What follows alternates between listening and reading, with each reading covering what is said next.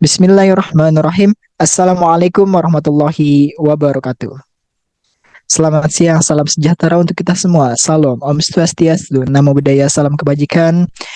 Alhamdulillahirrahmanirrahim. Pada video ini, kami, kelompok 3, beranggotakan saya, Abid Atanan Dajis, kemudian Rashid Iskandar, dan Eki Ramadan, akan memaparkan materi mengenai kepemimpinan, perempuan dan kepemimpinan. Baik, sebelumnya yang terhormat dan yang kami hormati, dosen pengampu mata kuliah kepemimpinan dan keterampilan interpersonal, Ibu dosen Nina Sulistiowati, STMKOM, dan teman-teman yang kami banggakan.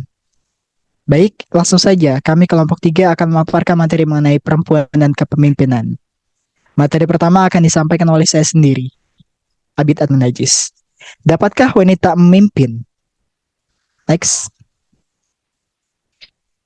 Itulah yang saat ini diperdebatkan. Selain meningkatnya kehadiran perempuan di perusahaan dan peran kepemimpinan politik, kita dapat melihat bukti nyata pada pemimpin perempuan yang sangat efektif. Seperti contohnya mantan Perdana Menteri seperti Benazir Bhutto dari Pakistan, kemudian Margaret Thatcher dari Inggris, Gro Harlem Brundtland dari Norwegia, dan Indira Gandhi dari India, dan masih banyak lagi. Pertanyaan peneliti utama sekarang ini adalah apakah ada perbedaan gaya pemimpinan yang efektif antara perempuan dan laki-laki yang sering dimasukkan di bawah pertanyaan yang lebih besar. Mengapa perempuan kurang terwakili dalam peran kepemimpinan elit? Maka bab ini mengeksplorasi bukti empiris yang terkait dengan ini, yaitu masalah gender dan kepemimpinan, dengan terlebih dahulu memeriksa gaya dan efektivitas perbedaan laki dan perempuan. Kemudian membahas kesenjangan gender dalam kepemimpinan dan penjelasan yang menonjol untuk itu. Dan akhirnya menangani pendekatan untuk mempromosikan perempuan dalam kepemimpinan. Jenis kelamin, gaya kepemimpinan, dan efektivitas kepemimpinan. Next. Dikarenakan semakin banyaknya wanita yang menduduki posisi kepemimpinan, maka pertanyaan tentang apakah mereka memimpin dengan cara yang berbeda dari pria dan apakah wanita atau laki-laki yang lebih efektif. Karena para pemimpin telah mengumpulkan perhatian yang lebih besar untuk hal ini. Penulis menyatakan bahwa memang ada perbedaan gender dalam gaya kepemimpinan dan bahwa kepemimpinan perempuan adalah lebih efektif dalam masyarakat kontemporer. Materi selanjutnya akan disampaikan oleh teman kita, Rashid Iskandar. Waktu dan tempat dipersilahkan. Baik, terima kasih kepada Abid yang telah memberikan saya untuk menyampaikan materi ketiga. Materi ketiga yaitu adalah bukti labirin kepemimpinan. Next. Penjelasan singkat dari bukti labirin kepemimpinan yaitu perempuan termasuk di antara jajaran kepemimpinan di organisasi Amerika yang menempati lebih dari setengah dari semua posisi manajemen dan profesional. Namun, perempuan masih kurang terwakili di eselon atas perusahaan dan sistem politik Amerika. Next.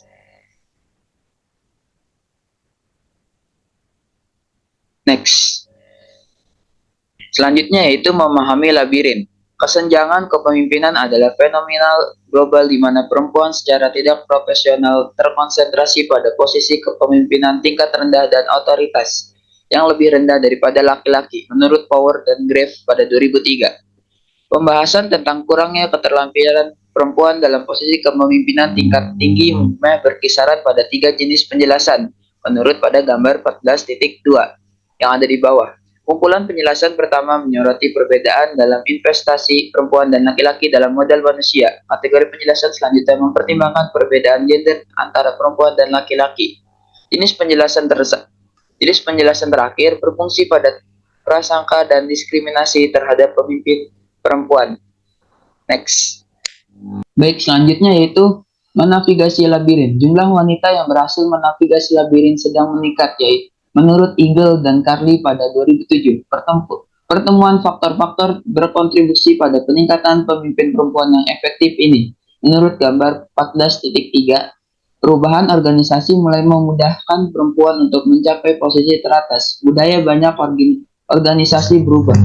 Asumsi kerja gender seperti model pekerjaan laki-laki, gagasan tentang karir penuh dengan waktu tanpa gangguan dan pemisahan pekerjaan dan keluarga sedang ditantang menurut Cooper dan Lewis pada 1999 dan Williams pada 2010. Selain itu, banyak organisasi menghargai pekerjaan yang fleksibel dan keragaman di eselon teratas mereka. Oke, next. Selanjutnya materi keempat yaitu tentang kekuatan.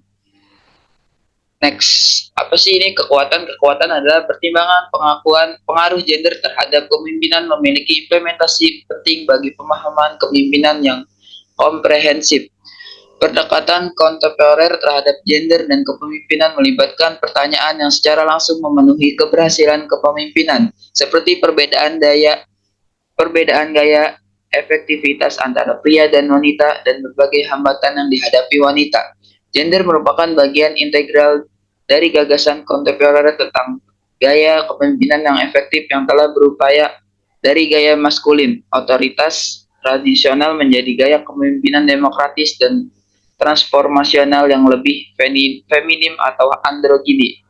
Menggambarkan konsep kepemimpinan yang lebih androgini akan meningkatkan efektivitas kepemimpinan dengan memberi orang kesempatan untuk terlibat dalam praktik kepemimpinan terbaik dan bukan dengan membatasi orang pada perilaku yang paling sesuai dengan jenis kelamin mereka.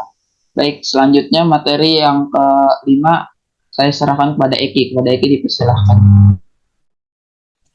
Terima kasih sebelumnya kepada Rasyid Iskandar Prayogi telah memberikan saya waktu untuk menjelaskan selanjutnya yaitu kritik.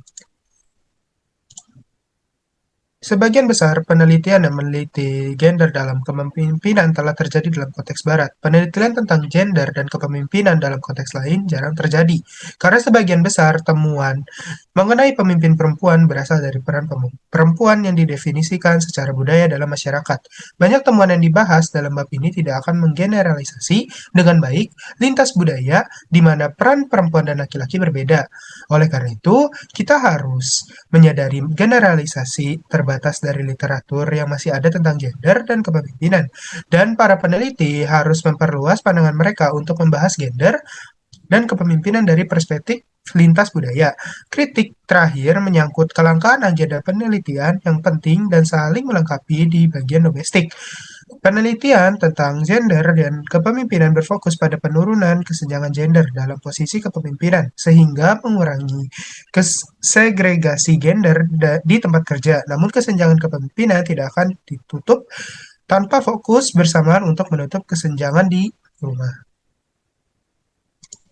Untuk selanjutnya ada application. Perubahan juga terjadi pada tingkat yang lebih makro organisasi dan sosial yang akan berkontribusi pada kesetaraan gender yang lebih besar dalam kepemimpinan. Misalnya, perubahan budaya organisasi, pengembangan karir perempuan, peluang pendampingan bagi perempuan, dan meningkatnya jumlah perempuan dalam posisi strategis akan meningkatkan kehadiran perempuan dalam peran kepemimpinan yang menonjol di tingkat masyarakat. Perubahan struktural mengenai distribusi pengasuhan anak dan tugas domestik yang lebih adil juga berkontribusi pada masuknya perempuan di posisi elit. Selanjutnya ada instrumen kepemimpinan. Implicit Association Test IAT dikembangkan oleh Anthony Greenwald, Mahzarin Banerjee, dan Brianos untuk mengukur asosiasi otomatis dengan memeriksa waktu reaksi ketika orang mengklasifikasi gambar atau kata-kata. Lihat Greenwald atau McGee atau Schwartz tahun 1998. IAT gender ini dimodifikasi dari versi yang dikembangkan oleh Dasgupta dan Asghari tahun 2004 untuk meneliti asosiasi stereotip gender yang berkontribusi pada bias terhadap perempuan sebagai pemimpin, atau Igli dan Karau tahun 2002. Untuk selanjutnya, saya kembalikan kepada moderator, kepadanya dipersilakan. Baik, demikian pemaparan materi mengenai perempuan dan kepemimpinan yang dapat kami kelompok 3 sampaikan. Mohon maaf jika terdapat salah kata dalam penyampaiannya, dan harapannya video ini dapat diterima sebagai untuk memenuhi tugas kami. Sekian dan terima kasih kami dari kelompok 3. Billahi taufik wal hidayah. Wal afu minkum. Wassalamualaikum warahmatullahi wabarakatuh. Waalaikumsalam warahmatullahi wabarakatuh. Waalaikumsalam.